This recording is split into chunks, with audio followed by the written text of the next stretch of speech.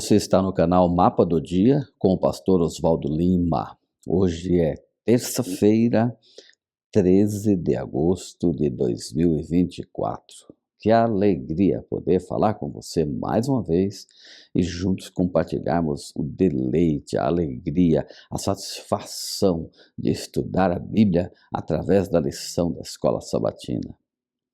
Que você possa fazer parte desse processo, desse canal, se inscrever por aqui, curtir, acionar o sininho, compartilhar, comentar, deixar o seu pedido de oração.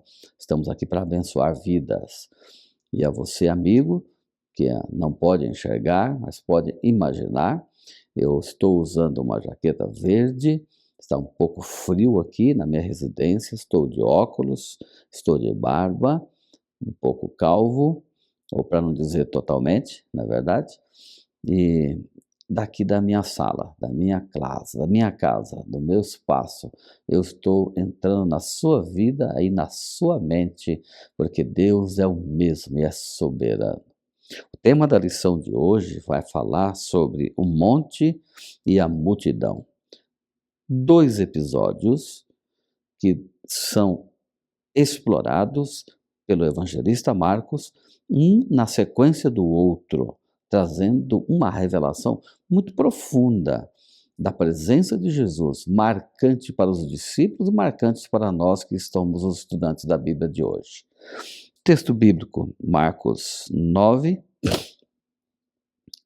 Texto bíblico, Marcos 9, 1 a 13, fala assim: Dizia-lhes ainda: Em verdade vos afirmo que, dos que aqui se encontram, há alguns que de maneira nenhuma passarão pela morte até que vejam ter chegado com poder o reino de Deus. 6 dias depois, tomou Jesus consigo a Pedro, Tiago e João, levou-os a sós à parte a um alto monte. Foi transfigurado diante deles. As suas vestes tornaram-se resplandecentes e sobremodo brancas, como nenhuma lavanderia na terra as poderia alvejar. Apareceu-lhes Elias com Moisés, e estavam falando com Jesus. Então Pedro, tomando a palavra, disse: Mestre, bom é estarmos aqui, e que façamos 3 tendas, uma será tua, outra para Moisés, outra para Elias. Pois não sabia o que dizer, por estarem eles aterrados. A seguir veio uma nuvem e os envolveu, e dela uma voz dizia: Este é meu filho amado, a ele ouvi. E de relance, olhando ao redor, a ninguém mais viram com eles, senão Jesus. Ao descerem do monte, ordenou-lhes Jesus que não divulgassem as coisas que tinham visto, até o dia em que o Filho do Homem ressuscitasse dentre os mortos. Eles guardaram a recomendação, perguntando uns aos outros que seria o ressuscitar dentre os mortos. Interrogando-no, dizendo: Por que dizem os escribas ser necessário que Elias venha primeiro? Então ele lhes disse: Elias, vindo primeiro, restaurará todas as coisas, como pois está escrito sobre o Filho do Homem, que sofrerá muito e será aviltado. Eu, porém, vos digo que Elias já veio, e fizeram com ele tudo o que quiseram, como a seu respeito está escrito. Bom, o incidente aqui é por mais demais rico, é uma história extraordinária, um momento totalmente diferenciado, uma experiência única vivida por Pedro, Tiago e João. Esses 3 homens embarcam numa jornada a qual eu teria o sonho, desde hoje, de ter tido a experiência. Como eu gostaria de ter passado por essa experiência. Mas ela foi única, foi para Pedro, Tiago e João.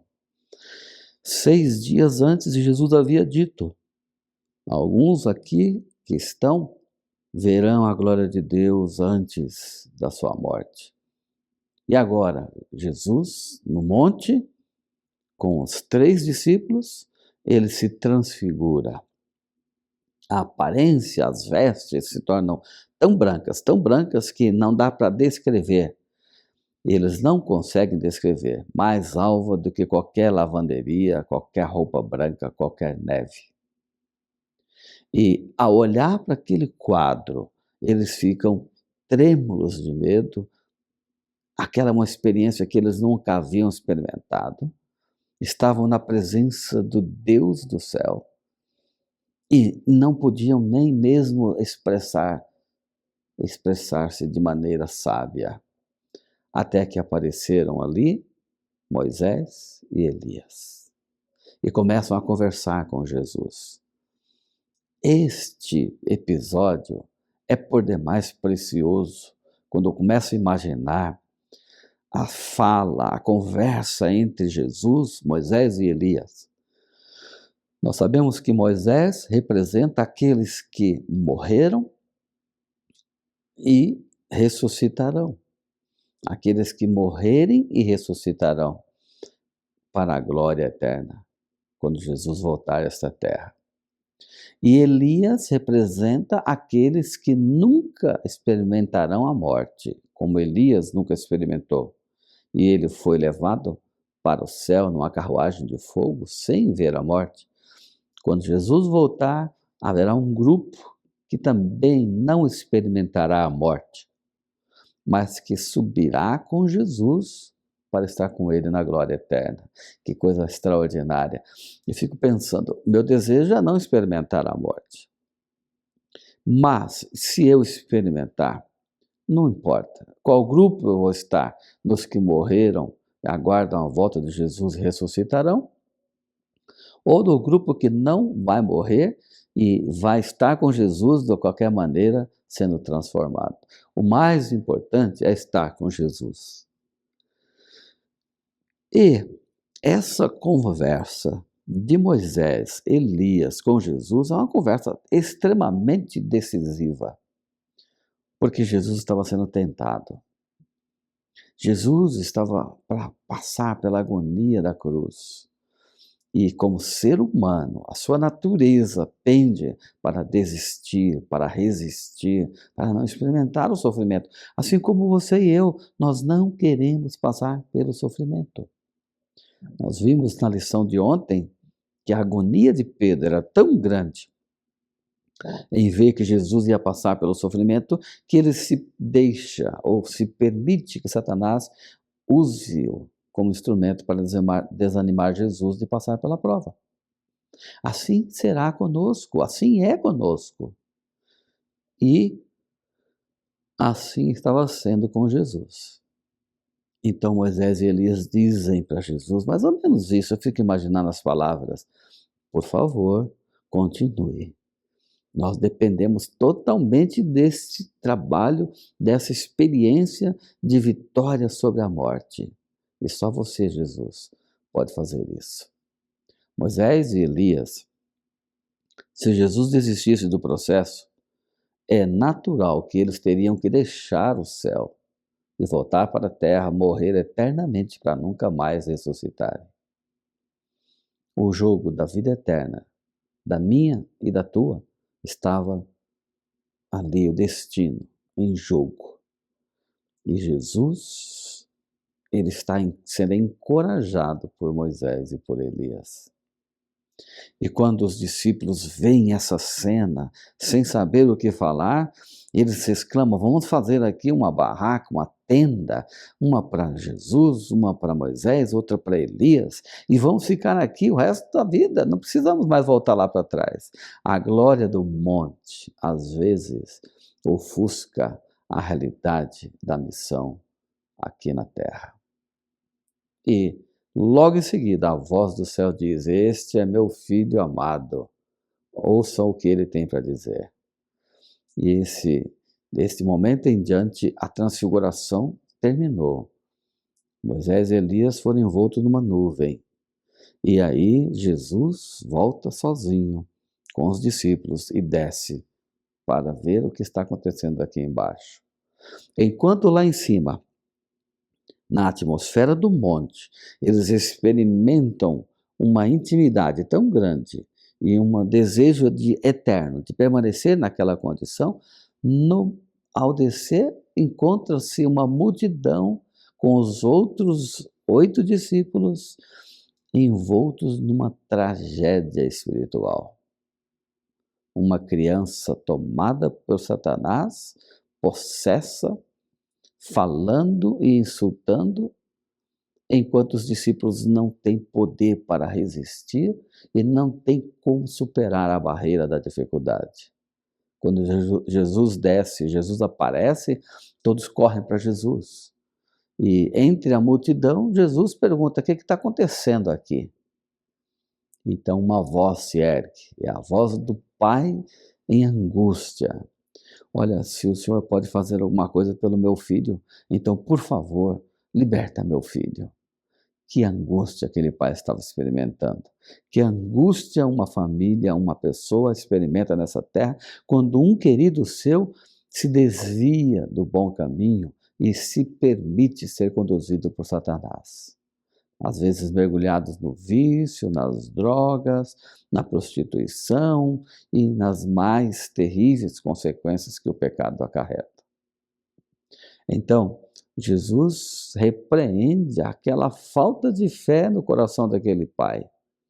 Se eu posso, tudo é possível ao que crê.